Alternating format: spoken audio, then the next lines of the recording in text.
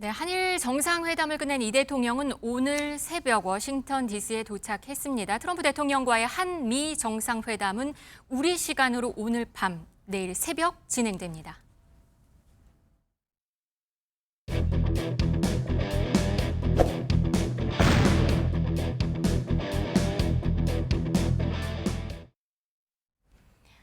네, 이제 드디어 한미 정상회담입니다. 고란 기자, 먼저 핵심 의제부터 좀 정리를 할까요? 네, 이 대통령이 기내 간담회에서도 밝혔다시피 짐작하는 대로 안보 문제나 국방부 문제, 관세 협상 문제 등이 얘기가 되지 않겠느냐라고 얘기했는데요. 마찬가지로 이제 루비오 국무장관, 미국 국무장관 역시 그런 얘기를 했습니다. 우리가 거기서 얘기해야 될 게 자신의 X에다가 밝혔거든요. 네. 이번 회담에서는 억지력 강화 등 미래지향적 의제를 중심으로 인도 태평양에서의 한미 동맹 발전 방향, 이거 국방 현대화라고 해서 중국을 견제하는 데 있어서 우리나라도 기여해야 된다 이런 의미고요. 집단적 분담의 확대, 이 부분은 방위비 더 내라. 라는 거고 볼 수 있고요. 미국 제조업의 재활성화 지원과 무역 관계에서의 공정성과 상호주의 회복 문제, 이거는 관세 협상에 있어서 우리가 관세를 더 내라라는 얘기, 혹은 투자금을 더 내라라고 이제 볼 수 있겠죠. 네, 트럼프 행정부 측은 우리 정부에 직접 투자액 증액을 요구했다는 이야기가 들려오고 있는 상황인데요. 사실상 기존 관세 합의를 뒤엎을 수 있다는 어떤 압박이 아닌가요? 이게 구체적으로 나온 얘기는 아니고 이제 네. 전해지는 소식통에 네. 따르면 만약에 증액이 안 되거나 아니면은 사실 그 3,500억 달러에 대한 게 우리는 이제 투자에 있어서 직접적인 투자는 한 5% 정도에 불과하고 네. 대부분은 이제 보증 형태로 나갈 거다라고 네. 해석을 했었는데 미국 쪽은 3,500억 달러가 모두 직접 투자로 이루어지는 거고 거기에 더해서 추가로 투자를 늘려라, 투자액을 늘려라라는 식으로 압박을 벼랑 끝 전술로 이거 안 하면 정상회담에 일정에 차질이 빚을 수 있다.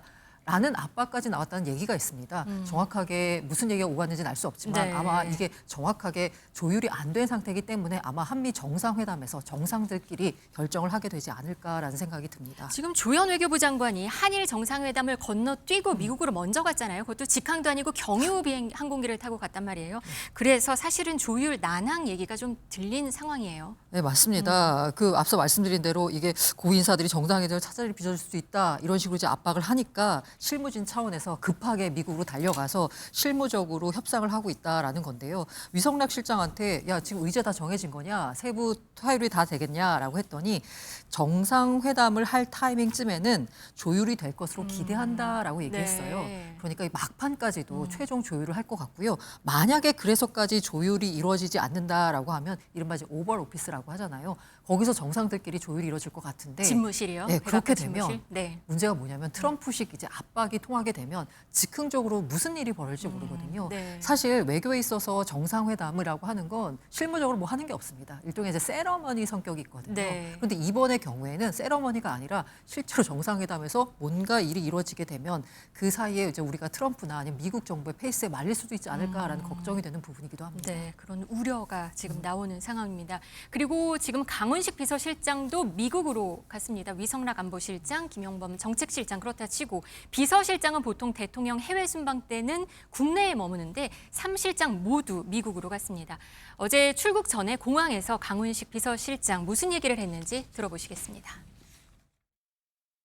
이번 한미 정상회담은 매우 중요합니다.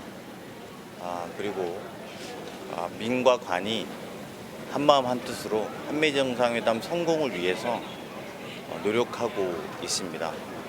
저도 한 사람이라도 더 만나고 한마디라도 더 설득할 수 있다면 마땅히 와서 제 역할과 도리를 해야 되겠다고 생각했습니다. 네, 함 실장님이 다 오시는 게 굉장히 이례적이라서 뭔가 협상에 좀 난관에 봉착한 거 아니냐라는. 난관이라는 표현보다도 총력을 다하고 있다, 이렇게 이해해 주시는 게 더 옳은 표현이라고 생각합니다. 네, 이건 어떻게 해석을 해야 될지 정말 긴박한 상황으로 지금 보이는 거죠, 상황은. 네, 맞습니다. 그러니까 이게 지금까지 합의가 안 된 상태이기 때문에 지금 3실장이 다 총동원 되는 거고요. 네. 그야말로 우리 총동원해서 이번 협상을 잘 타결해야 되는 거고요.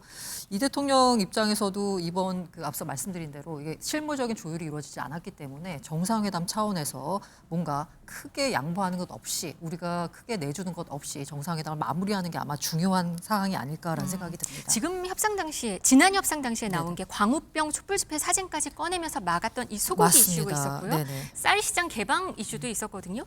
이게 다시 이걸 미국이 다시 꺼내드는 것 아닌가라는 우려가 또 나와요. 그 미국의 트럼프 대통령 입장에서는 말씀드린 대로 이게 실질적으로 얼마를 얻어내느냐도 중요하지만 자신의 유권자들에게 내가 이만큼 얻어왔어라고 하는 이 광고 효과가 큰 거거든요. 자신이 업적을 광고하는데 우리 그 다른 나라를 좀 이용하는 측면이 있거든요. 말씀드린 대로 앞에서 3,500억 달러 증액을 요구하는 것도 마찬가지고요. 특히나 이제 농산물 시장 개방 같은 경우에는 소고기 개방 같은 경우에는 자신들이 뭔가 공고한 지지층이라고 할 수 있는 중서부의 농민들에게 사실 호소하는 거거든요. 트럼프 대통령이 때문에 다시 요구할 수 있다라는 얘기가 나오고 있습니다. 네. 하지만 쌀 시장이나 소고기 시장 개방은 사실 우리 정부 입장에서도 내줄 수 없는 거거든요. 이 자칫하다가는 내부에 반발을 일으켜가지고요. 정권 자체가 위협받을 수도 있는 상황입니다.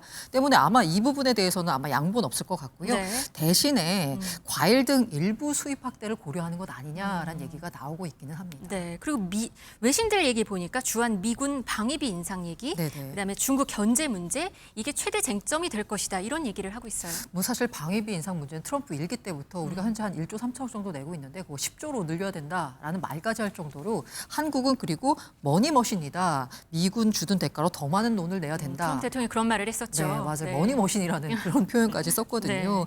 이 때문에 아마 압박이 상당히 심할 것 같고요. 그 가운데서 이렇게 우리 이재명 대통령 같은 경우에는 사실 이런 식으로 이제 미국이 방위비를 늘려라. 그리고 이른바 이제 유연화, 동맹 현대화를 얘기하는 건 중국 견제거든요. 근데 우리 입장에선 중국을 견제하다간 중국이 우리에 대해서 경제적 보복을 할 우려도 있기 때문에 네.